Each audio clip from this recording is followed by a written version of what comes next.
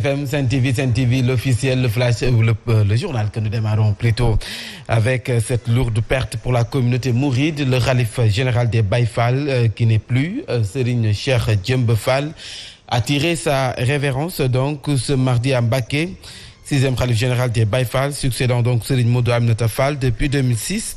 Le défunt khalife est le fils de Serigne Modou Moustapha Fall, fils aîné de Mame Cheikh Ibrahima Fall. Il était âgé donc de 95 ans. Retenez également que ce grave accident qui s'est produit ce mardi hier vers 23h sur la route de Fatick à hauteur de Diourbel entre donc un bus en provenance de Dakar, plus précisément au garage Bignona qui se rendait à Sédhiou et est entré donc en collision avec un camion qui transportait des troncs d'arbres. Bilan 8 morts dont le chauffeur du bus et plusieurs blessés. Nous allons y revenir donc avec notre correspondant à Fatick, Alioune Badara Sonko. Je vous l'annonçais dans les titres, 1515 nouvelles inscriptions sur les listes électorales sont enregistrées à la date du 30 août à Pikine Nord, et ce depuis l'ouverture de la révision. Selon le président de la commission, des acteurs politiques en visite à la commission saluent le bon déroulement des opérations.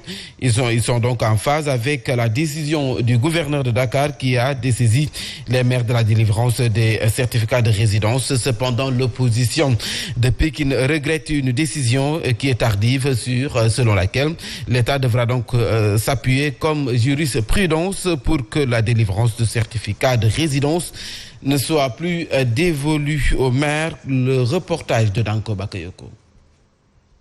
Les inscriptions sur les listes électorales se déroulent normalement, confie le président de la commission. Ici, pas moins de 90 personnes au quotidien viennent accomplir leur devoir citoyen. Nous travaillons depuis le 31 et à ce jour, nous avons eu à inscrire 1515 personnes depuis le 31 jusqu'au 30. Il y a quelques jours, une bataille rangée autour de la délivrance des certificats de résidence avait fait 5 blessés. Une violence dénoncée par des acteurs politiques. Nous sommes des adversaires, nous voulons la même chose, donc nous ne devons pas être des ennemis. Nous voulons tous construire notre commune, nous pouvons le faire, donc on n'a pas besoin de se chamailler. La déclaration la semaine dernière du gouverneur, une déclaration arrogante d'une autorité qui dirige le processus électoral. D'ailleurs, le gouverneur de Dakar a dessaisi les maires de la délivrance de ce document administratif. Une décision tardive, regrette Daouda Gueye. Il n'est pas raisonnable quand même de confier à un maire la délivrance de ces documents administratifs alors qu'il y a d'autres partis adverses. Donc le maire peut se favoriser. À l'avenir, il va falloir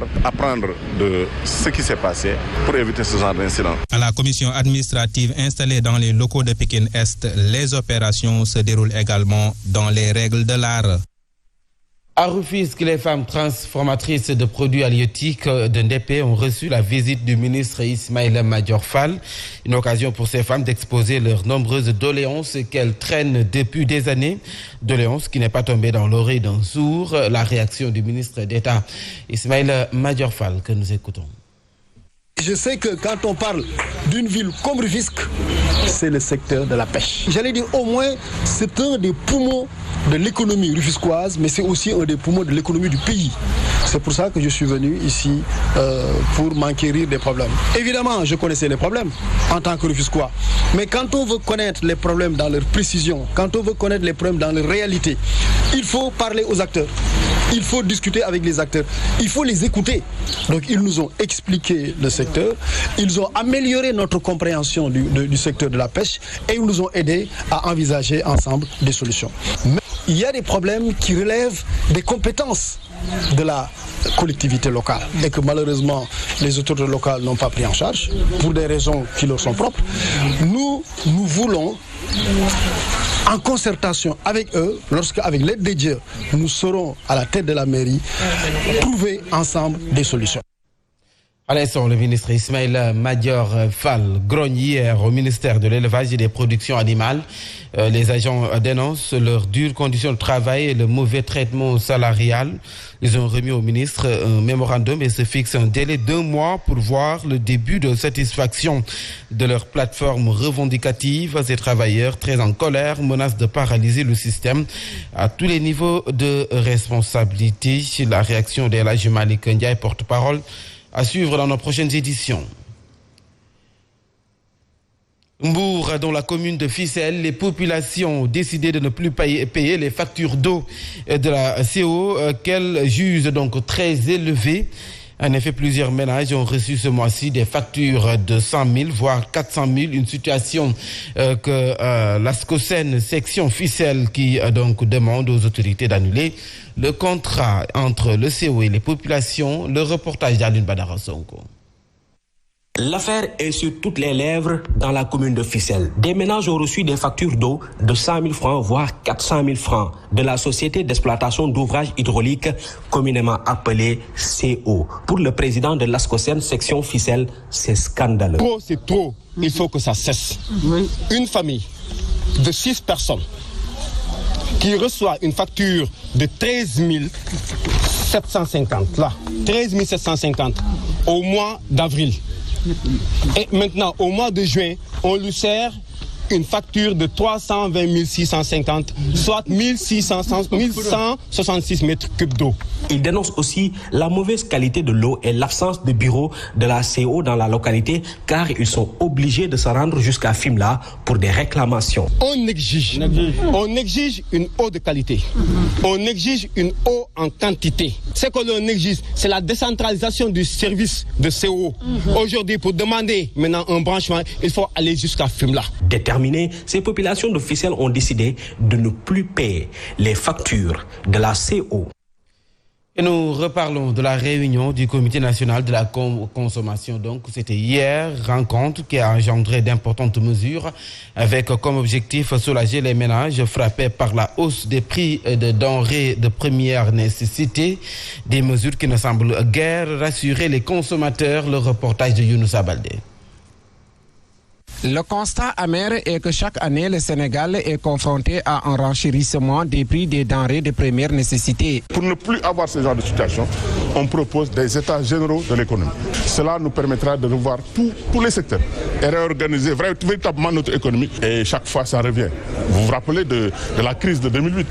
On avait perdu plus de 150 milliards. Du côté des associations des consommateurs, les nombreuses recommandations annoncées ne rassurent pas beaucoup. Une grande part a été réservée à l'inflation au niveau international. Mais nous, le problème que nous sommes en train de vivre ici est exacerbé par l'augmentation sur le prix du sucre local que des gens ont fait disparaître pour gagner davantage d'argent. Pour ce qui est de la pénurie du sucre, les importateurs rassurent. Il y en aura suffisamment parce qu'il y aura des 10 packs qu'on va distribuer et qu'on a déjà distribué et ces gens-là n'attendaient que cette baisse-là pour pouvoir dédouaner. Maintenant, dès demain, après-demain, vous verrez le sucre sur le marché. Les membres du Comité national de la consommation croisent les doigts et attendent une application correcte des mesures annoncées pour alléger le pouvoir d'achat des ménages. À présent, cap sur Fandène, commune, c'est dans la région de Thiès qui polarise donc 47 villages dans cette localité. Donc les populations sont très en colère contre les malfaiteurs qui dictent leurs lois dans Fandène, avec les vols de bétail qui deviennent récurrentes, suffisant pour que les populations exigent des solutions plus rapidement, suivant la réaction de Laïbar, le porte-parole. D'ici les 2 ans passés, on a comptabilisé plus de des centaines de moutons dont les voleurs ont été enlevés. La semaine passée, nous trouvons le portable des voleurs dans le village de Tchalé qui ont laissé leur téléphone dans les lieux. Alors, le portable est l'un des voleurs parce que les années passées, l'État a voté une loi qui criminalise le vol des bétails. Mais la loi n'est pas suivie à sa rigueur selon nous. Nous n'avons pas aucun résultat. Nous appelons l'État à venir sur ce parce que